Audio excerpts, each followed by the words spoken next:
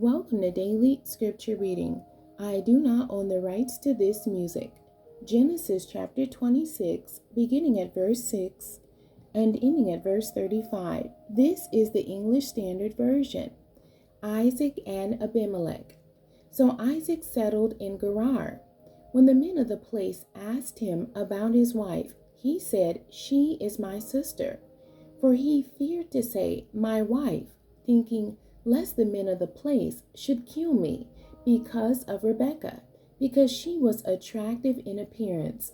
When he had been there a long time, Abimelech, king of the Philistines, looked out of a window and saw Isaac laughing with Rebekah his wife.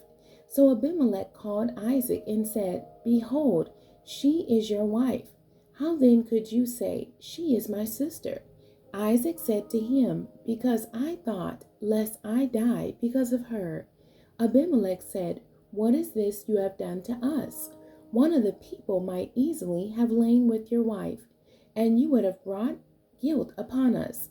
So Abimelech warned all the people, saying, "Whoever touches this man or his wife shall surely be put to death." And Isaac sowed in that land and reaped in the same year 100-fold. The Lord blessed him, and the man became rich and gained more and more until he became very wealthy. He had possessions of flocks and herds and many servants, so that the Philistines envied him. Now the Philistines had stopped and filled with earth all the wells that his father's servants had dug in the days of Abraham his father. And Abimelech said to Isaac, "Go away from us, for you are much mightier than we." So Isaac departed from there and encamped in the valley of Gerar and settled there.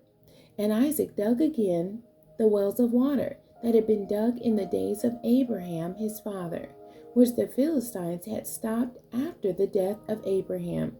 And he gave them the names that his father had given them. But when Isaac's servants dug in the valley and found there a well of spring water, the herdsmen of Gerar quarreled with Isaac's herdsmen, saying, "The water is ours." So he called the name of the well Esek, because they contended with him. Then they dug another well, and they quarreled over that also. So he called its name Sidnah. And he moved from there and dug another well, and they did not quarrel over it. So he called its name Rehoboth, saying, "For now the Lord has made room for us, and we shall be fruitful in the land." From there he went up to Beersheba, and the Lord appeared to him the same night and said, "I am the God of Abraham your father. Fear not, for I am with you, and will bless you and multiply your offspring for my servant Abraham's sake." So he built an altar there, and called upon the name of the Lord, and pitched his tent there. And there Isaac's servants dug a well. When Abimelech went to him from Gerar with Ahuzzath, his advisor, and Phicol, the commander of his army, Isaac said to them, "Why have you come to me, seeing that you hate me, and have sent me away from you?" They said, "We see plainly that the Lord has been with you." So we said, "Let there be a sworn pact between us, between you and us, and let us make a covenant with you, that you will do us no harm, just as we have not touched you and have done to you nothing but good, and have sent you away in peace. You are now the blessed of the Lord." So he made them a feast, and they ate and drank.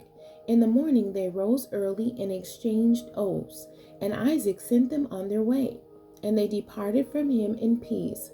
That same day Isaac's servants came and told him about the well that they had dug, and said to him, "We have found water." He called it Sheba. Therefore the name of the city is Beersheba to this day. When Esau was 40 years old, he took Judith the daughter of Beeri the Hittite to be his wife, and Basemath the daughter of Elon the Hittite, and they made life bitter for Isaac and Rebekah. The end. God bless you, and thank you for joining me today.